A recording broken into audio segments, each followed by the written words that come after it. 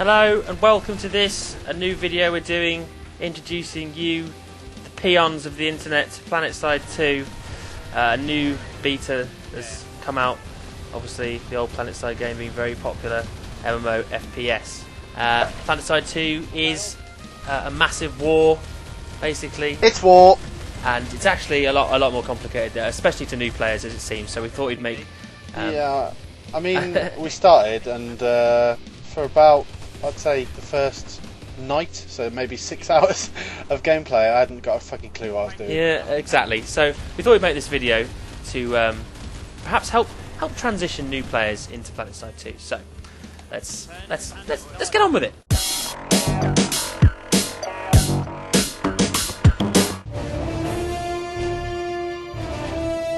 So the Terrans are basically the government of this universe. They're seen as a dictatorship. They're very authoritarian. But essentially, if you're playing for Terrans, you're playing for the government, and you're enforcing the law and all that good stuff. Also, get ready for mediocre weapons. That's all I'm going to say. Yeah, Terrans they sort of favour high rate of fire guns, sort of low bullet damage, big sort of chunky vehicles and weapons, and yeah, they're basically bastards.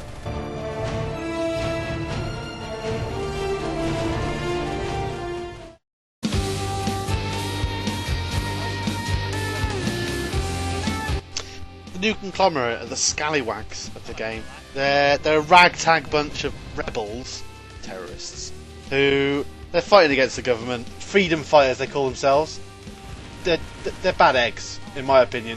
Bad eggs. They actually have some pretty cool weapons, though. As far as we can tell of early gameplay, they sort of favour heavy damage output weaponry, low rate of fire, low bullet count. Their guns make some good clunky dun dun dun dun dun noises, so that's all right.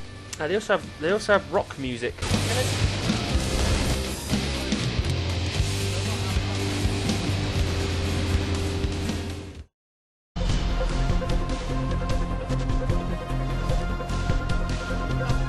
And finally, the Vanu are basically science. Science marines? Yeah, they're like Tom Cruise, the Scientologist, plus David Bowie's flamboyance. The Eldar. Yeah, and the Eldar, I guess. David Bowie and the Eldar. Plus the Cylons from Battlestar Galactica. Yeah, if you've heard of all of them, great. You know what we're talking about. If you haven't, then you're not a nerd. What are you doing here? They have lots of sort of advanced weaponry. You'll be seeing plasma guns, like hover tanks, things like that. That's the Vanu. The Vanu.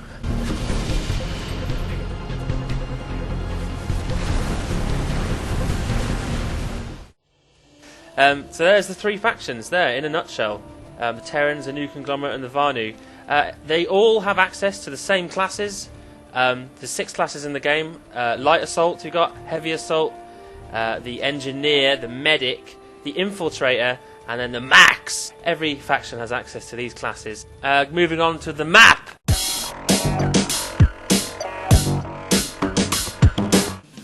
The map here, we can see the map. I've got the map up. First of all, it's massive. It contains an absolute massive amount of space. In this map on the beta, Indar is basically a huge desert. There are some different sort of variations to the.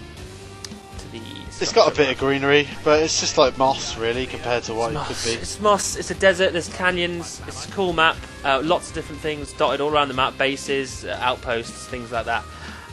It's very easy to see immediately on opening the map. You'll be able to see who is in control of what area due to the colour coding. And how badly your team is being fucked. Because that's generally what happens when I log on.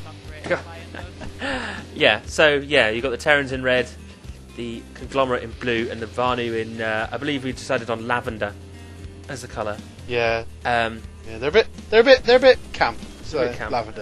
Lavender. So as you can see, there you go. You've got the 3 parts. The map of the territories. We don't really know what we were doing when we first playing, and after a while, it's obvious that you're not actually having any impact on the war whatsoever, and may in fact be a detriment. Yeah, I mean, there's bags of strategy going on there. Bags, literally. Indeed. I mean, so that's the map and the territory. Get a carry bag, fill it with strategy. You're walking out of Tesco with loads of strategy. Yeah, that's basically Planetside.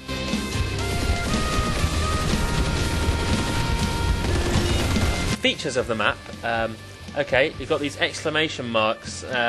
Now these are potentially what the game calls hot zones or zones of action. Where it thinks things are going on. They're meant to be bursting They are with literally ore, meant to be bursting. like brimming. Yeah, these exclamation marks will show you. Okay, there's shit going down here. You need to get here immediately and defend or attack this area. And with that in mind, they've implemented the instant action feature, which if you click an exclamation mark and click instant action, you will be drop podded after a short delay into that area.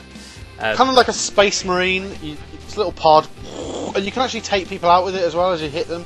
But it's quite. I mean, it's not very wieldy. You can't really steer it as much as you can just nudge it a bit. At any one time, tens of enemy forces could storm a point. Literally tens as well. Yeah. I mean, tens doesn't sound like a big number, but that's up to 90. That is up to 90 people. So in your territory, you'll see it's split up into many little hexagons, some of which are connected, some of which aren't. If you zoom into the map, you can see sort of structures and topography. Now, these are actually real-life. They're called buildings. Buildings. They are actually outposts and bases, and also they're very, very different types of bases and outposts, which we'll go into a bit later.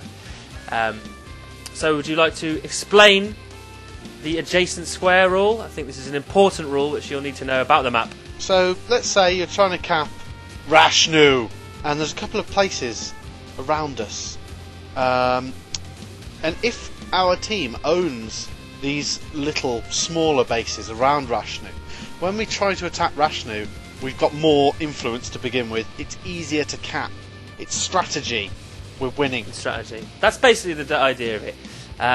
You can only cap places that are adjacent to your territory, so you can't just bloody baller in across the map and deep strike into enemy territory and start capping points. Unfortunately, that might be something you thought, oh, that's what I'm going to do straight away, they'll never expect it!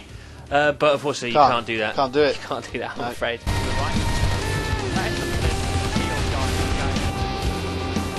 So, resources. Each territory holds a resource amount. You can do that, you can check that by clicking on the map, the little tick boxes here.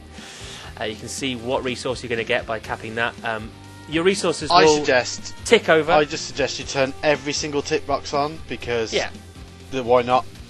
Most of these resources are used to purchase vehicles, be that ground-based or aerial, in-game. Different resources allow you to purchase different vehicles. Also grenades and stuff. That's useful. Yeah, exactly. You don't actually get a grenade every time you spawn in whatever class you spawn on. You do have to resupply these. So if you really want some of the Auraxium, which is used in fact in game to buy weapons and such. You want that. You want the blue one. You want the blue one. It unlocks weapons. Get the blue one. You want the blue one. Basically, if you have to summarise the resources, you want the blue one. That's it, basically. Okay then, so within the territory there will be a number of objectives that you need to capture. Depending on the size of the outpost or base, there'll be a different number of objectives you need to cap. Obviously starting with small outposts that usually just have one central objective, all the way up to massive bases such as the biodomes on this map, which have an indoor area and outlying areas as well. I think they have 6 objectives in total. To capture these objectives, all you need to do is stand next to them. The more people that stand next to them, the faster they will cap. Once you've obtained at least one objective in the area, your influence bar for the territory will start to go up. The influence bar can be seen here on the left. They are colour coded the same as your map. So Terrans are in red, Conglomerate blue, Vanu in purple. This lets you see who's in the area as well. So you can always tell who you're fighting against, whether it should be one army or 2. Now, in order to actually seize the territory, your influence bar will need to be filled. This is split into 2 sections. There's solid colour and a dotted line. Now, I'll let Bong explain how that works. So, you'll notice that as we're capping, we have kind of a solid bar of influence on the left-hand side. And that's the amount of hexagons touching the one we're trying to cap. So if you've completely surrounded a hexagon and then you go in to cap it, you'll have a much stronger influence going in and you'll cap it a lot quicker. It's worth mentioning, however, the defender will always have a boost to their cap rate, regardless of how many squares are adjacent. The dotted line is what will slowly increase. Once it gets to the end of the bar, the territory is yours, you'll get lots of points, and the territory will be locked down for a short amount of time where it cannot be captured by the enemy. So that's capping, I think. We can sort of close the book on that one. Yeah, publish. Okay, so in this video we've covered the factions, the map, your territories, capping objectives, and in the next video we'll be talking about all the different classes in much more detail. Even more importantly, we'll be talking about secondary objectives, which you'll see little symbols on your map dotted around, and you'll be like, oh, what do these mean? I literally have no idea what I'm doing. Don't fret, the next video is all going to be explained. So if you like this video, click like. There's a like button. Subscribe, put it on Facebook. Like, subscribe, favourite, put it on Facebook. Like it on Facebook as well. Have we got a Facebook? Put it on Reddit. I don't think everywhere. Reddit, yeah. Okay, We spread haven't it got around. one. Well, but no. I just mean on their Facebook. All Just right. share it. Yeah. Just be friendly. He's right. Do that. So, second part coming soon. Thank you. Now here's some quad bikes. Quad bikes!